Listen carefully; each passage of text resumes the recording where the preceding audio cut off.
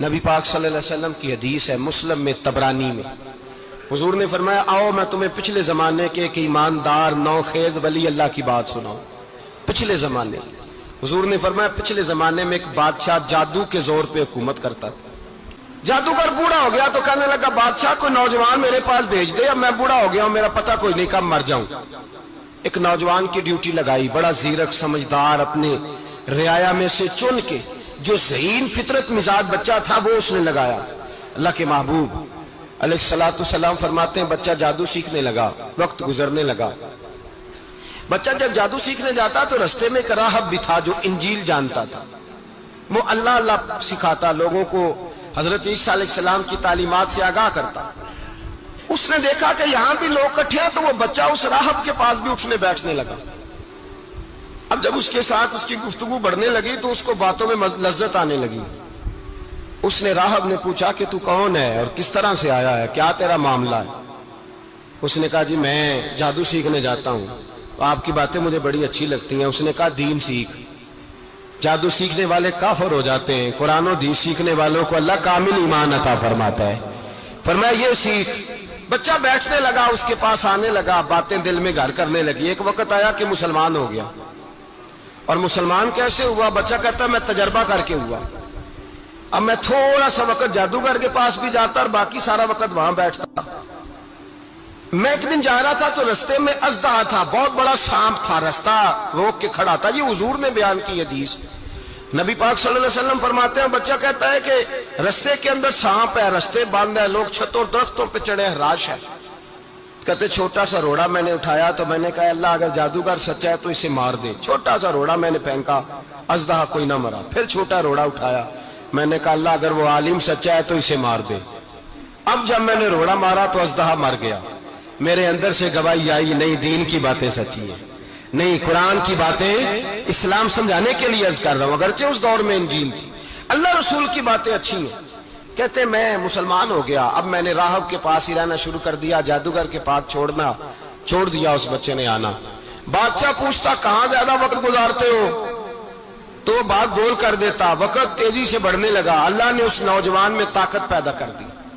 اب وہ اس کے اندر نا اللہ نے توانائی روحانیت پیدا کر دی، ابھی جوان ہے، 14-15 سال عمر ہے۔ اللہ نے اب جو بیمار بھی آتا وہ دعا کرتا تو اللہ صحت عطا کر دیتا، جو بھی آتا۔ بادشاہ کا ایک درباری تھا، بادشاہ کو پنکھا جلتا تھا، وہ اندھا ہو گیا، کوئی ایسی تکلیف آئی کہ نابینا ہو گیا، بڑے علاج کرائے شفا نہیں ہوئی۔ کسی نے اس بچے کا پتہ بتایا کانوں میں، اس کے پاس گیا تو بچہ کہنے لگا شفا تو ہو جائے گی پر کلمہ پڑھنا پڑے گا، مسلمان ہونا پڑے گا، جس پیغمبر کا میں غلام ہوں تجھے بھی بننا پڑے گا، دین پہ عمل کرنا پڑے گا، اللہ شفا دیتا ہے۔ اس نے کہا تو مجھے کلمہ پڑھا، مجھے شفا دے، میں تیار ہوں۔ اس نے کہا شفا تو اللہ ہی دیتا ہے۔ اس نے اللہ تبارک و تعالیٰ کا ذکر کر کے دعا مانگی، یہ مسلم شریف میں حدیث ہے، طبرانی میں موجود ہے۔ اللہ نے اسے شفا دی، اس نے کلمہ پڑھنا شروع کر دیا۔ یہاں ایک نقطہ لکھا ہے ہمارے علماء نے، کہتے ہیں جب اللہ ولایت عطا کرتا ہے نا تو یہ سفید بالوں والے کا حصہ نہیں ہوتی۔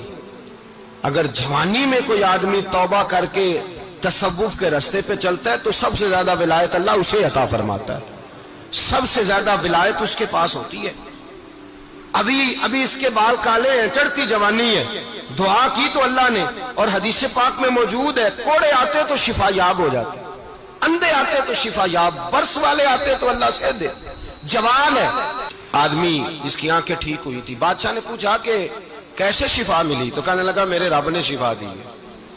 بادشاہ سجدے کراتا تھا، اپنے آپ کو منواتا تھا، معاذ اللہ، کہنے لگا میرے علاوہ کون رب ہے؟ اس نے کہا وہی رب ہے جس نے تجھے پیدا کیا ہے، اور وہی رب ہے جس نے مجھے اندھے کو آنکھیں دی ہیں، وہی ہے میرا مالک۔ کہا اچھا تو مجھے نہیں مانتا؟ کہا نہیں میں اپنے رب کو مانتا ہوں۔ بادشاہ نے اسے سزا دی، ستایا، اس نے بچے کا پتہ بتایا، پھر بچے کو بلا کے ستایا تو اس راہب کا پتہ بتایا، راہب بھی قتل ہو گیا، نابینا بھی قتل ہو گیا۔ بادشاہ نے کہا سپاہیوں سے اس بچے کو لے جاؤ اور پہاڑ کی چوٹی پہ جا کے نیچے پھینکو تاکہ مر جائے۔ بچہ پہاڑ کی چوٹی پہ گیا تو ہاتھ اٹھا کے کہنے لگا یا اللہ میرے لیے نہیں اپنے لیے، میرے لیے نہیں اپنے لیے انہیں اپنی قدرت کے جلوے دکھا، میرے لیے نہیں۔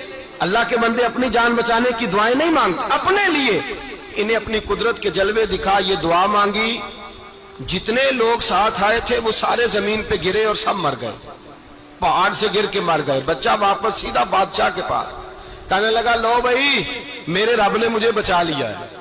جوان کا ایمان دیکھو، میرے رب نے مجھے، بولو میرے اللہ نے مجھے ایمان کی گواہی دے رہا ہے، میں بچ گیا ہوں، تو جھوٹا ہے، میرا رب سچا ہے۔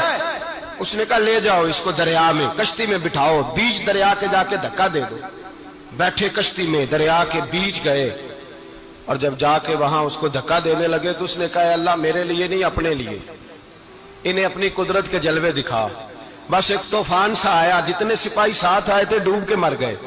وہ بچہ اٹھا اور سیدھا پھر بادشاہ کے پاس، اسی کے پاس کہنے لگا لو بھائی میرے رب نے مجھے بچا لیا ہے، تیرے پاس آیا ہوں۔ وہ کہنے لگا تو کیا مصیبت میرے گلے پڑ گئی ہے، کیسے جان چھوٹے گی؟ تو بچہ کہنے لگا اگر تو مجھے باندھے درخت کے ساتھ اور سارے ملک کو بلائے، لوگوں کو اکٹھا کرے، پھر تو مجھے تیر مارنا، میں تجھے بتاؤں گا کیسے مارنا ہے، میں مر جاؤں گا۔ اللہ کا بندہ نوجوان ایمان دیکھو، مرنے کے طریقے بتا رہا ہے، میں تجھے بتاؤں گا میں کیسے مروں گا۔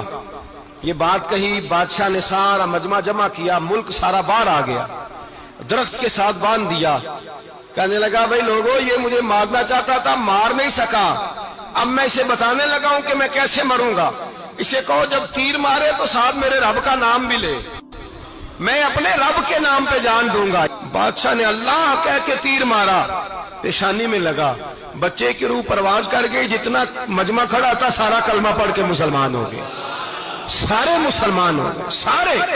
میرے رسول پاک سید عالم صلی اللہ علیہ وسلم نے نوجوانوں کو بتایا جب تمہارے اندر ایمان کی قوت آئے گی تو اللہ تمہاری مدد کرے گا۔